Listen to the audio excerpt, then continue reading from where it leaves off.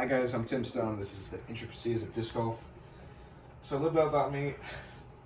I started playing in 2020 competitively, and I've been knowing about disc golf for about 10 years or so.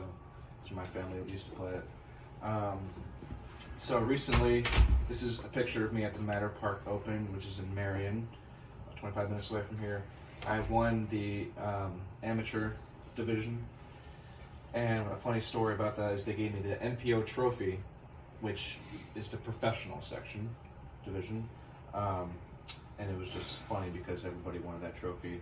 And there were no NPO players there, which is why they gave it to me. And they didn't have an amateur division trophy. So something unique. Okay. So a little bit more about me as a speaker. I'm part of the Taylor Disc Golf team. And actually in 4 days we have a regional in Louisiana that we're taking a trip down there. I'm going to be driving the whole way, so pray for us on that. So how's this relevant to you guys? So actually now there is a course here at Taylor, if you didn't know, it was put in last semester. And in March we're going to have a fundraiser there, so everybody's going to be able to play. And we're going to have prizes for the winners and trophies. So I'm going to be talking today about the history of disc golf, flight characteristics of discs, ratings, professional play, records, and fun facts. And then the thesis is, even with all the intricacies of disc golf, it's still a sport anyone can play it. All right, so the PDGA, which is the Professional Disc Golf Association, was created by Steady Ed Hendricks, who people know him as the father of disc golf. He was also the guy that made the Frisbee, created by Waymo. So this guy created the first disc golf course in 1975 as well in LA. He was also the guy to host the first disc golf tournament in 1975 called the World Frisbee Championships. And a fun fact about the history of disc golf, courses used to use poles instead of baskets, as you saw previously in like a basket right here. They would just have a pole instead of that. And another history fact, so Steady Ed Hendricks actually made DGA, which was the first disc golf company as well. Alright, so to talk about discs, I'm going to hand out some discs here. So we have a 12-speed, 9-speed, 5-speed, and 3 speeds. You guys can see the differences as I talk about what the numbers mean. So on every disc you're going to see 4 numbers, and from left to right it's speed, glide, turn, fade.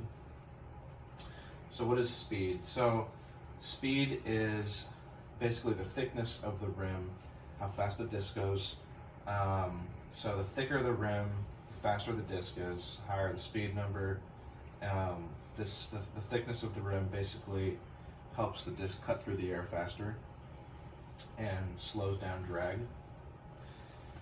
The second number is glide. So here you see this would be a glidey disc, and the reason is the amount of dome on the disc. So there's a lot of dome on this one, and I actually passed this one around. You guys will see the blue disc that has next to no dome. So this disc here is not very glidey. This is glidey.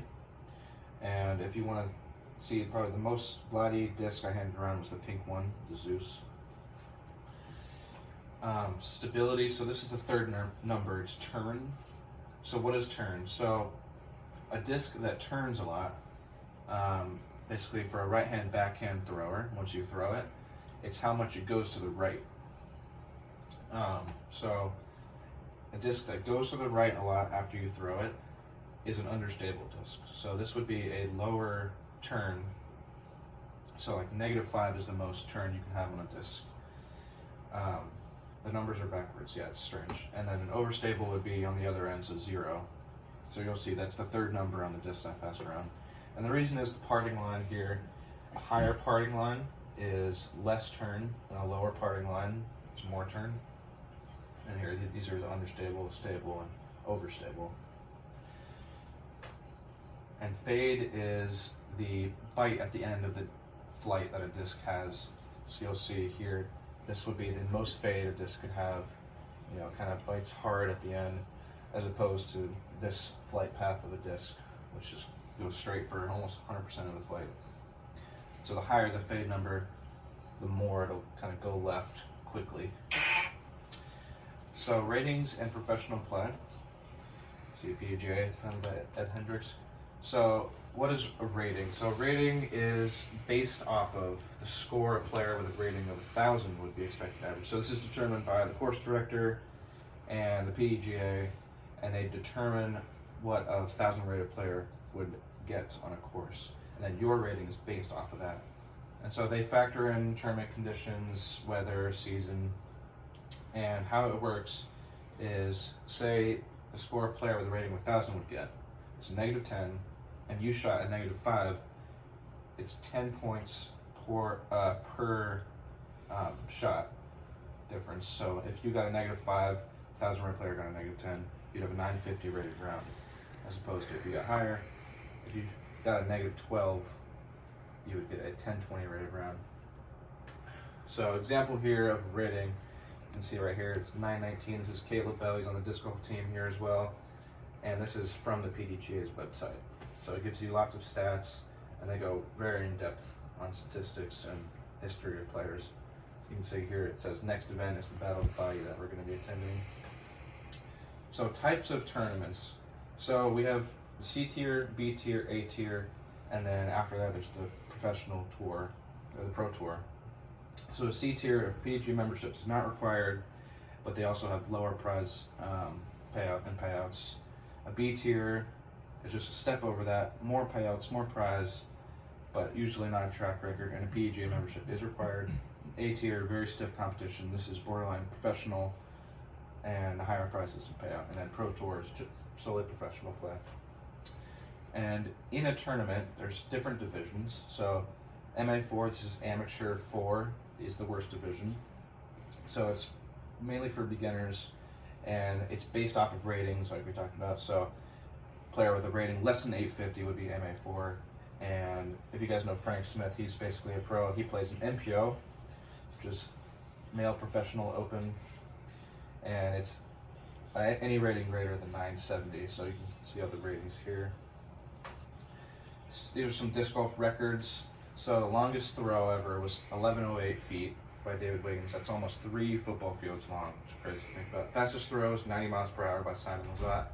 Highest rated round ever was 1132 by Paul Macbeth, and professional is 1,000 rated, and this guy shot 132 rating points higher. That's crazy. So highest payout in the DGPT is $40,000, won by Ricky Wysocki, the Pro Tour Championships last year. And in summary, we talked about history of disc golf, flight characteristics of discs, professional play, and fun facts and records. And even with all the intricacies of disc golf, it's still a fun sport anyone can play and enjoy. Thank you guys.